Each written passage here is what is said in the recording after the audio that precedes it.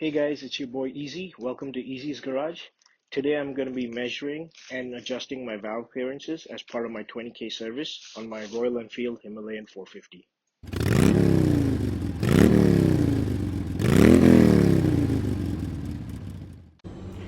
Okay, so to get started, you're going to have to remove your fuel tank, which I've already done. I've got a video showing you how to do that as part of my fuel tank removal and air filter change video. So I'll put the link in the description. Go check that out. So get your fuel tank out, and now we're ready to start. So move to the right side of your bike. Just here above the filler hole, there'll be a hose connected to the engine right here, held together with this clamp. It's not very difficult. You just use your thumbs to squeeze the clamp, get it out of the way, and then get the hose out. And then at the bottom of the airbox, there'll be another clamp holding this hose in place. This one you will definitely need a clamp removal tool, or I just use a very thin needle nose plier to squeeze the tabs together and get the clamp loose. So it's done here. And now we are ready to start removing the airbox. We're just gonna have to undo 1, 2, 3 fasteners. And for these you'll need a 8mm socket and a socket wrench to remove these.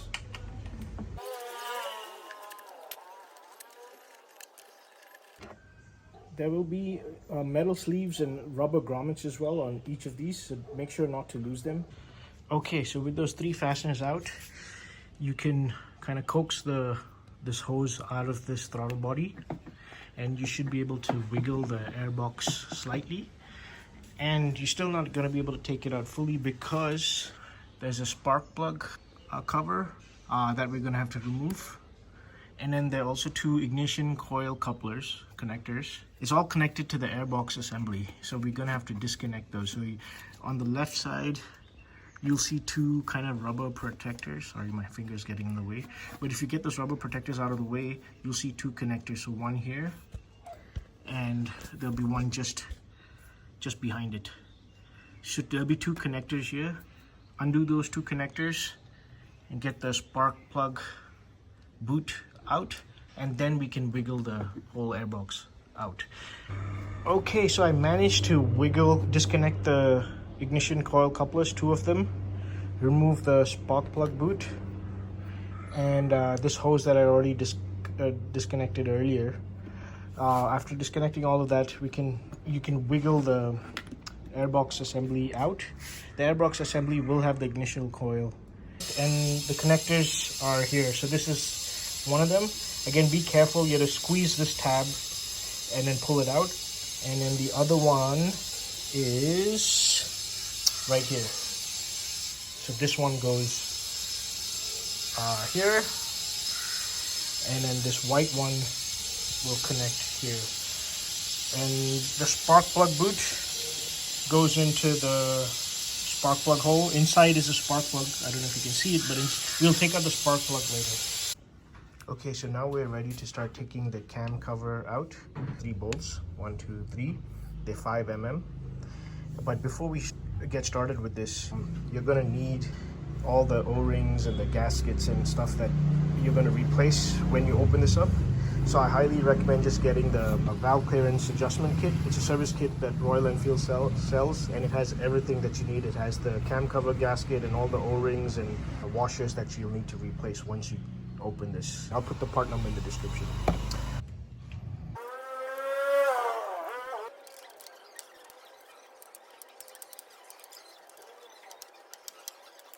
Okay, the 3 bolts are out. Now the cam cover should come loose. But if it doesn't, don't worry. Just grab a mallet, tap the cam cover gently, and then it should come loose. There you go. And you can pull it out from the right side carefully. When you pull the cam cover out, most likely the rubber gasket will be stuck to it. So I'm just gonna take it out.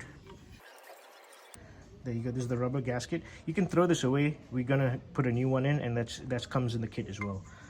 With the gasket out, there also are these 3 washers or grommets kind of things. Let me push them out. So these 3, again, the new ones in the kit, so we're not going to reuse these, so throw them out as well. And these are the 3 fasteners. Don't throw these away, we're going to reuse these. Okay, this is what it looks like underneath the cam cover. The camshafts are exposed. You got the intake camshaft to the rear of the engine, closer to the throttle body and the intake. The exhaust camshaft to the front of the engine, closer to the head pipe. You got to measure the valve clearances when the cam lobes are pointing away from each other. So the pointy part is pointing that way for the exhaust. The pointy part for the intake is pointing this way. We need to turn the engine to turn the camshafts. And to turn the engine, we're going to, on the left side of the bike, we're going to open this crank cover. Again, I believe it's a 14mm hex bit or a 14mm Allen key will do. There'll be a nut inside. I think you'll need a 17mm socket. We can turn the engine. We can turn the crank, which will in turn turn the camshaft. There is an O-ring here. The service kit comes with a new O-ring, so we can throw this out and we can put a new O-ring later. Okay, so inside here there's a 17mm nut. So get your 17mm socket. And we're gonna turn this anti-clockwise. Since this is on the left, turning the crank anti-clockwise here is basically turning the engine in the forward direction. Make sure your bike is in neutral gear so it's easy to turn the engine. Also, I forgot to mention, to measure the valve clearances, you don't need to drain your engine oil. There may be a little oil seeping out, but it's not going to leak fully. It is just a little residual left here. If you need to adjust the valve clearances, you definitely need to drain your engine oil. Okay, so let's turn the crank anti-clockwise, so we're turning the engine forward, and take a look at the camshaft turning as well. So I'm going to keep turning until the intake and the exhaust cam lobes point away from each other. Okay, so you can see the intake cam lobe pointing out, the exhaust cam lobes also pointing out. The crank and the camshafts are not locked, so any disturbance here will cause the camshafts to rotate again, so we need to lock that. So there is a special tool that Royal Enfield sells. Let me get that. So yeah, this is the special tool. I'll put the part number in the description. It's not very expensive. There's a little slot in this camshaft here, and then there's a similar slot in the exhaust camshaft as well. So what this does, this tool allows you to do is, this skinny part will go in those slots, exhaust and intake, and it'll lock them in place. And this will only be possible when these slots are aligned, and that only happens when the cam lobes are pointing away from each other. So let me go ahead and put this tool in to lock the cams in place. Okay, so this is in place. You can see it's sitting in the slots of the intake as well as the exhaust. So now the cams are locked in place, and they're not free to turn. Okay, so we're gonna measure the valve gaps, valve clearances from the top. Get your feeler gauge ready. I believe the valve clearances for the intake cam should be between 0.12 and 0.18 millimeters. So ideally it should be right around 0.15 millimeters, which is right in the middle of that spec. The exhaust camshaft, the valve clearances, the spec for that is between 0.22 and 0.28 millimeters. So ideally it should be around 0.25 millimeters, which is right in the middle of that range. So what I'm going to do is I'm going to start with a 0.18 mm feeler gauge for the intake, which is the largest in that spec. And I'm going to try to insert it between the lobe and the bucket. And if it doesn't go in, that means the gap is definitely less than this. So it's less than 0.18, which is good. If this slid in easily or with a little effort, that means that gap is bigger than 0.18, which means it's out of spec. So in my case, this is not going in, so I'll move to a slightly smaller one. Okay, so I've got the next smallest one, 0.15 mm, which is actually right in the middle of the range that the gap should be in, and I'm going to try to squeeze this in. It's not going in, so that means the gap is smaller than 0.15. Okay, so it turns out my inlet valve clearances are way out of spec. So I worked my way down the feeler gauge sizes all the way to 0.05 mm for the left one, and only then the 0.05 mm barely fit through the gap. So my valve clearance for my left inlet valve is 0.05 mm, and for the right one I'm going to show you right now, 0.08 doesn't, but 0.06 fits in. So as you can see, this is 0.06, it's fitting in the gap. And so my valve clearance for my right inlet valve is 0.06 mm. And now I'm going to measure my exhaust valve clearances for my left and right valves. Okay, it looks like my exhaust valve clearances are perfectly in spec. So I tried the 0.28 feeler gauge, that didn't fit into either of them. So then I moved to the 0.25 mm. It's squeezing in the gap, and there is a little resistance, but not too much. So that means it's perfect. And the same with this one as well. So let me get this in. It's squeezing in the gap, and there is a little resistance. So that's a good sign.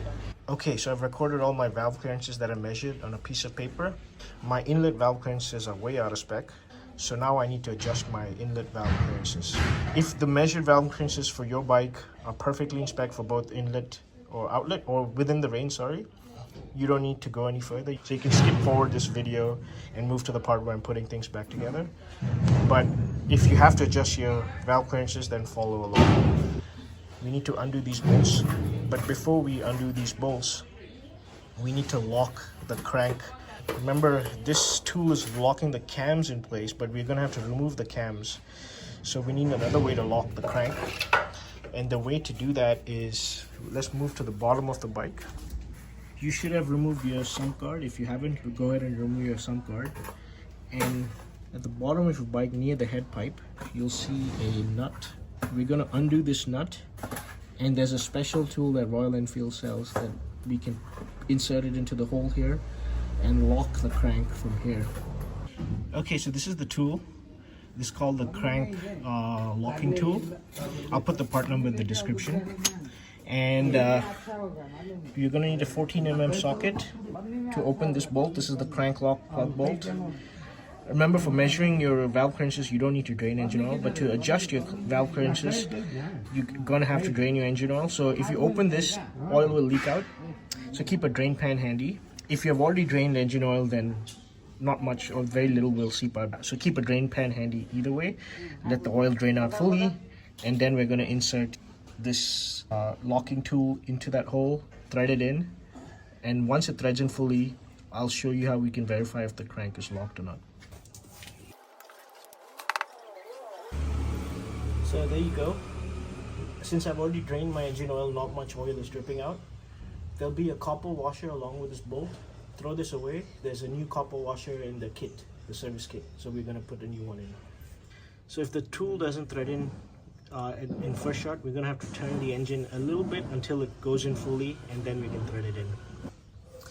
So remember, to turn the engine, we're going to have to remove this cam locking tool. Otherwise the cam will be locked, so you won't be able to turn the engine. So I remove this. We're going to turn it just a little bit until this tool can go in, slot in completely, and we can lock it in.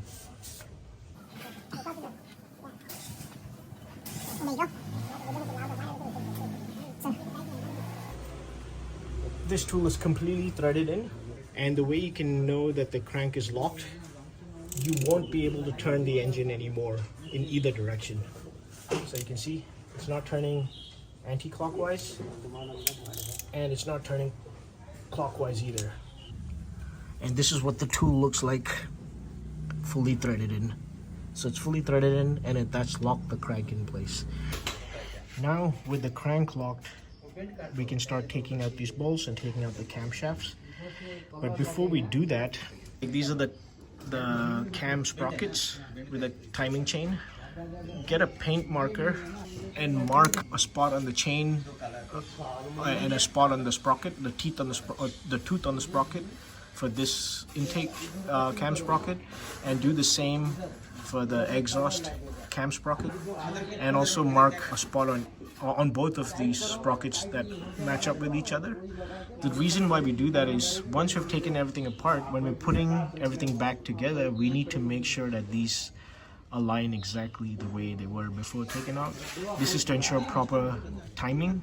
Now we're going to remove the hydraulic tensioner, which is creating the tension in the timing chain, and that's on the right side of the engine, right here, or just above the filler cap again. And you'll notice it's a big 27mm hex bit, so you need a 27mm spanner.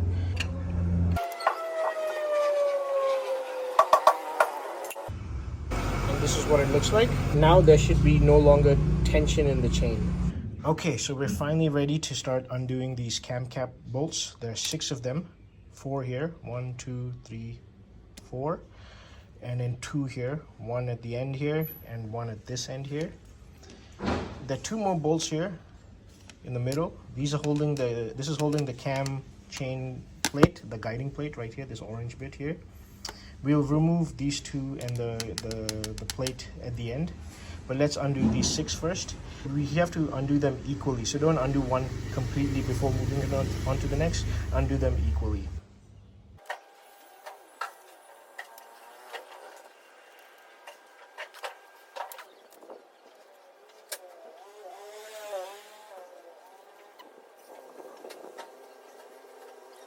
Okay, all 6 fasteners out. Now let's go ahead and remove those 2 5mm cam chain guiding plate fasteners as well.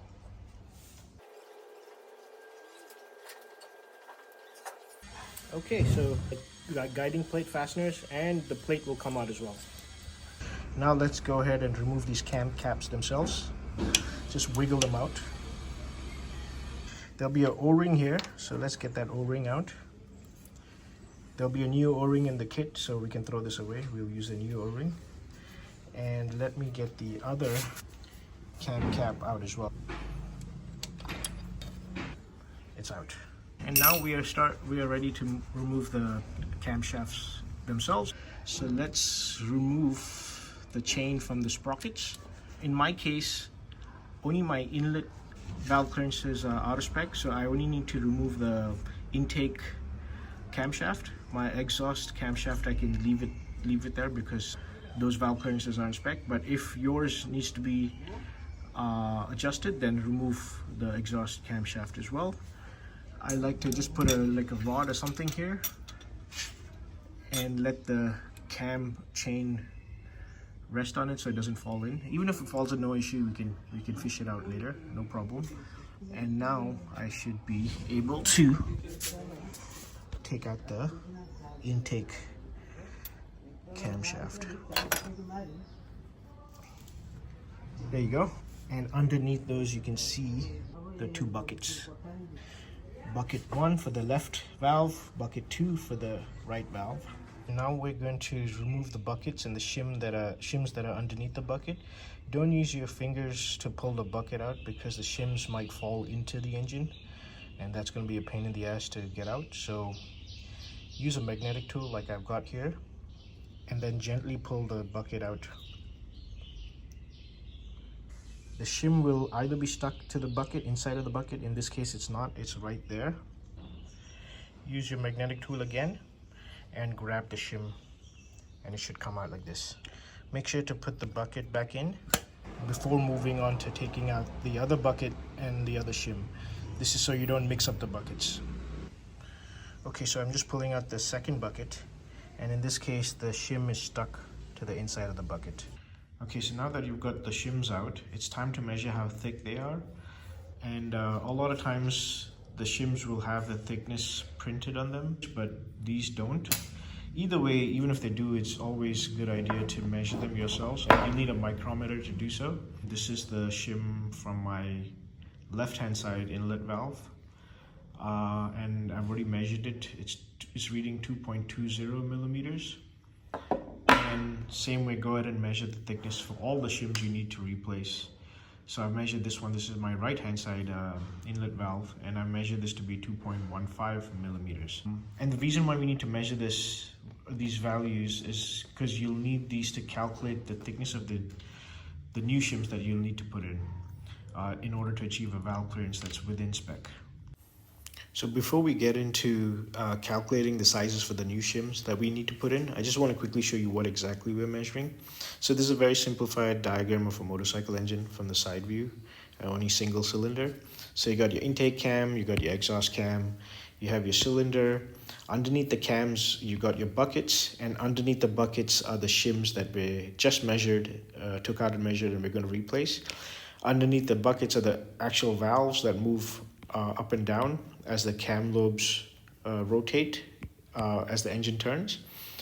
And the gap between the cam lobe and the bucket is the valve clearance. So this is the intake valve clearance, and this is the exhaust valve clearance. It makes sense that if this valve clearance is too tight and we want to increase this gap, we need to put in a slightly thinner shim, right? Replace the shim with a slightly thinner one. And similarly, if we need to reduce this gap so that this gap is already too big, we need to put in a slightly thicker shim, right? That makes sense, right?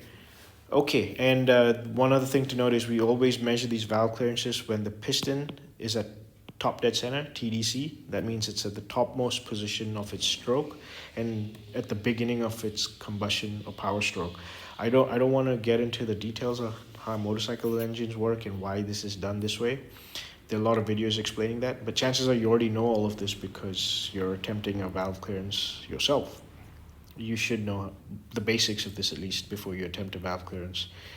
Okay, let's move on to calculating the new shim sizes.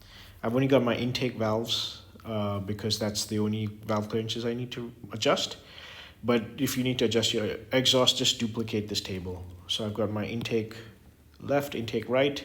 This is the spec I need to fall within, right, for my valve clearance, 0.12 to 0.18. So my target is 0.15, which is in the middle of that range. So this is what I want my target clearance to be, ideally. I've got my old clearances listed out here in red because they're way out of spec. I've got my shim sizes that I just measured listed here. And the new shim size is what we need to calculate, and the formula for that is A plus B minus C. Let's calculate it first, and then I'll show you why it makes sense. So the new shim size for my left intake valve is A plus B minus C, which is 2.10. And for my right intake valve, it's again A plus B minus C, and that works out to 2.06. So the new shims I need to put in are these sizes. You won't find a shim of this size, so you'll put the next closest thing, which is 2.05. And let's see why this makes sense. So you notice my valve clearances are too tight. I need to increase them. If you notice, I'm going from a 2.20 to a 2.10, so I'm going to a thinner shim size. And same for my right valve, I'm going from a 2.15 to a 2.05, so I'm going to a thinner shim size. That makes sense, right? We just talked about it. So if I need to increase this gap, I need to put a thinner shim size.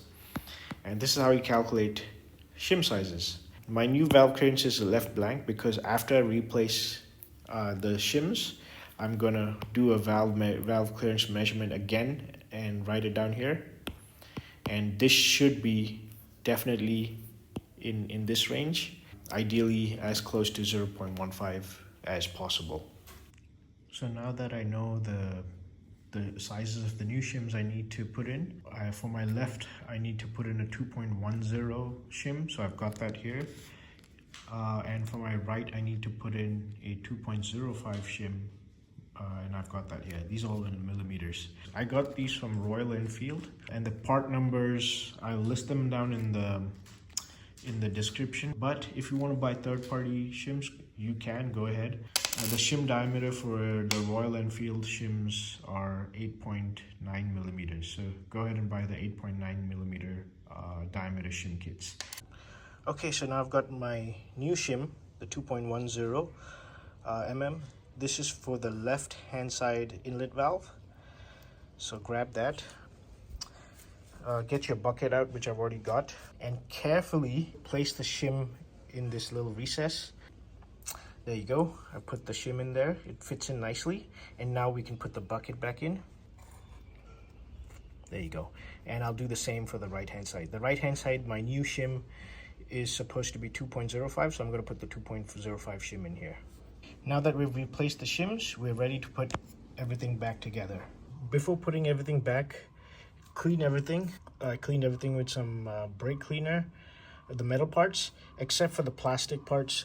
Don't use brake cleaner on that because brake cleaner is not safe to use on that, so use some just a regular degreaser or a contact cleaner. And now I'm ready to start putting the camshaft in first. It's not lubricated, so I'm going to coat this with some fresh engine oil before putting it in. Okay, so I've coated my camshaft with some fresh engine oil. And this is the intake camshaft, so I'm going to place it with the cam lobes pointing towards the rear of the bike. Okay, there you go. And this is what it looks like from the side. Don't worry, we'll match up the markings with the chain in a bit. One thing to note, if you have taken out both the exhaust and the intake camshafts, put the exhaust one first and then put the intake one. And now we're gonna just grab the chain and put the chain over the intake camshaft and make sure everything is lined up. Everything's lining up, as you can see here, as well as these two, the paint marks here. This chain is connected to a crank sprocket inside here underneath. And that, remember, the crank is locked, so the chain won't be free to move, as you can see. The sprockets won't rotate. There is no tension in the chain yet because the hydraulic tension is not in yet. But make sure that the exhaust side of the chain, this side, the chain coming from here, is tight. And I'm trying to pull the chain to the left, and yep, it's tight. The tension in this part of the chain will not be there. It'll be loose here. That's okay. When you put the hydraulic tensioner in, it'll create the tension on this side. Okay, so now let's start putting the cam caps. Okay, so first put a new O-ring from the service kit into the in this hole here. This is for the spark plug, and I coated this O-ring in some fresh engine oil as well. The cam caps are labeled nicely, so this is left hand side and this is right hand side, and also it's labeled, this is the exhaust side and this is the exhaust side. So grab this one, which is the left hand side one, and this has got the big hole which will go on top of that O-ring as well, so it's hard to mix up. And make sure the exhaust side is pointing towards the front. And let's fit this in. Okay, so you'll have to coax it in, but make sure it's fully seated, and do the same thing for the right hand cam cap as well. So coax it in, make sure it's fully seated. Now we're ready to start putting the cam cap fasteners, the 6 of them that we removed earlier. These are the 4 places where they go on the left cam cap, and on the right cam cap, remember the 2 edges. This one and the last one there.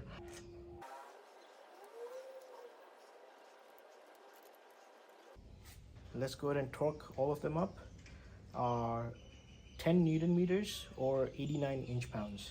So again, torque them up evenly and then do one more round after you've torqued them up, so just to make sure all of them are evenly torqued.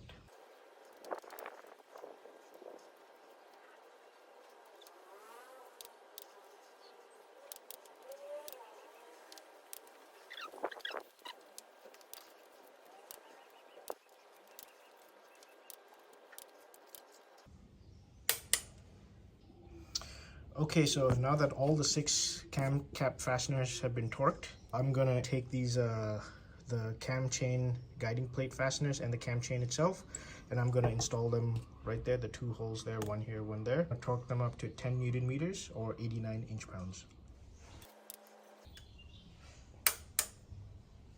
The cam chain guiding plate also has been installed. These 2 bolts also have been fastened. You can see it from this angle as well. And now we are ready to install the hydraulic tensioner.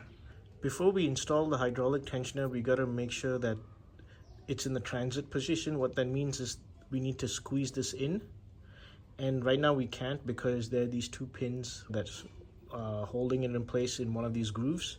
And the way we can let the tension off these little pins is there's another set of pins here behind. It's like a kind of a tab. You grab these and you squeeze them together, and then that'll let the tension off these pins, and then you can squeeze it in. So let me just try to see if I can film it. So I squeeze this and then I can squeeze it in, and then it'll grab on. If I let go, then the tension will come back in, it'll grab onto one of these grooves. But we need to squeeze it all the way in such that these pins grab onto this the last groove, which is on it by itself. Okay, so I managed to squeeze it in until these pins grab onto the last groove right here. This is called the transit position, and now we're ready to install the hydraulic tensioner.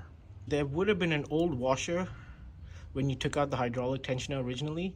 If you don't notice it, don't worry, it is there. It's super thin, so it might have been stuck to the surface of this nut, but it will be there. So take that out.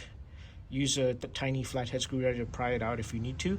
There's a new washer in the kit, so put the new washer in. This is the new washer. And then we can put the tensioner in and thread it in. We're going to torque this up to about 40 Newton meters, or about 30 foot-pounds.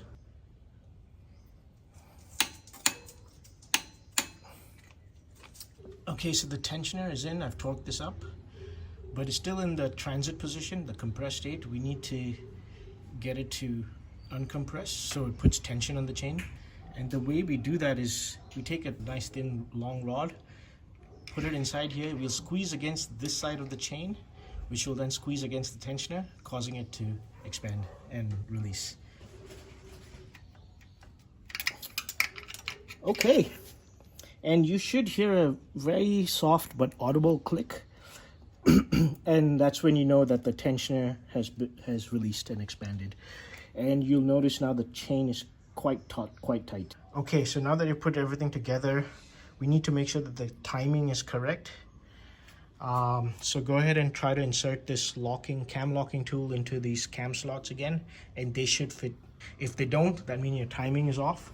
So go ahead and undo all your bolts, remove your cam caps and your hydraulic tensioner, and then put everything back together again. Make sure this cam locking tool goes in and the timing is correct, and only then we'll go ahead and measure the valve clearances again. I tried using the 0.18 feeler gauge and it didn't go in, so now I know my valve clearance is less than 0.18. I'm going to try the magic 0.15, which is where my valve clearance should be, and this should fit in just nicely with a little bit of resistance, and it does. Wow, I couldn't have done this any better. So my valve clearance on my left hand valve is spot on at 0.15, right in the middle of the range. Let me try my right one, and perfect. Goes in with a little bit of resistance. So my valve clearance for both of them is 0.15. Okay, so now we are ready to take out the crank locking tool from here. Get your bolt that we took out earlier. Install a new washer that's in the kit, and go ahead and thread that in. Get your torque wrench, set it to 32 Newton meters or 24 foot-pounds, and let's go ahead and torque that. Now we're ready to install this. Remember to take out the old washer and throw it away. Get your fresh washer. I'll put some tire grease on it, and let's seat it in. Okay, there you go. And now let's thread this in. Now get your 14 mm hex bit or Allen key, and let's torque this up to 20 Newton meters or 15 foot-pounds.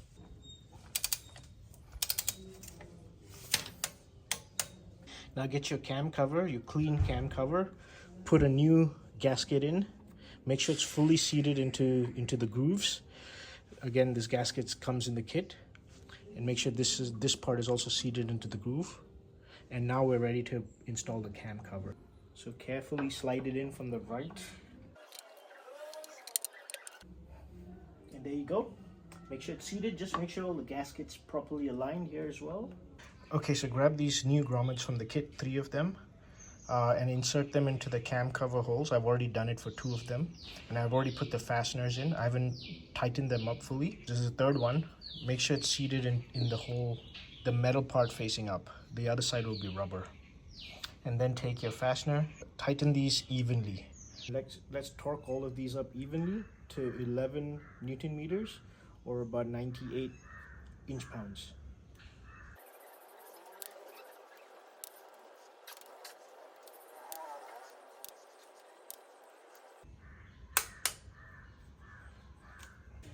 Okay, so now grab the airbox, and we're gonna coax this into its position, and make sure to put the spark plug boot inside the spark plug hole. Make sure it's fully seated as well.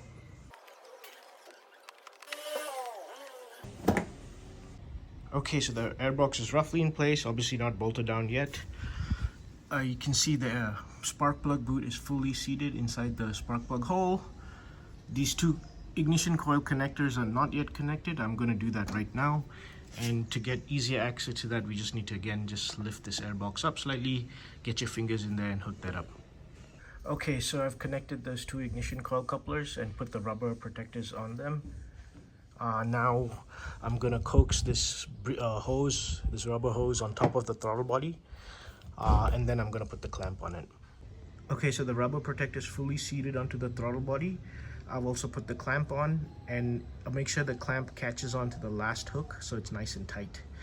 Also, don't forget to, on the right side of the bike, this breather hose that we disconnected earlier, it comes down from the right hand side from the airbox.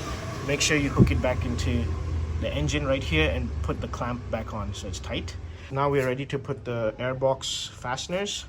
I've already put two of them here, and the third one I'll just show it to you. So you got your fastener here, but before you put the fastener, make sure you got the rubber grommet that was in there, and also the sleeve. So make sure that's in there as well, and then put the fastener in. So for all three, make sure you don't lose the rubber grommets and that metal sleeve. And now we're going to torque all of these 3 to 4 Newton meters or 36 inch-pounds. You'll need an 8 mm socket.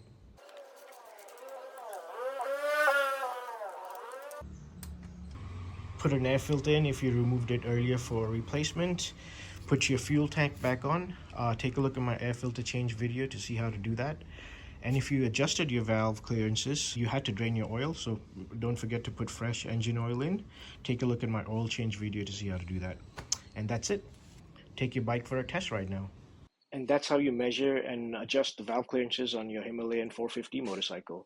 Hope you liked this video. If you did, hit the like and subscribe button. And take a look at my other videos, my oil change, air filter change, and brake bleeding videos. If you have any questions or comments, feel free to leave them in the comment section below. Until next time, it's your boy Easy signing out. Take care, guys.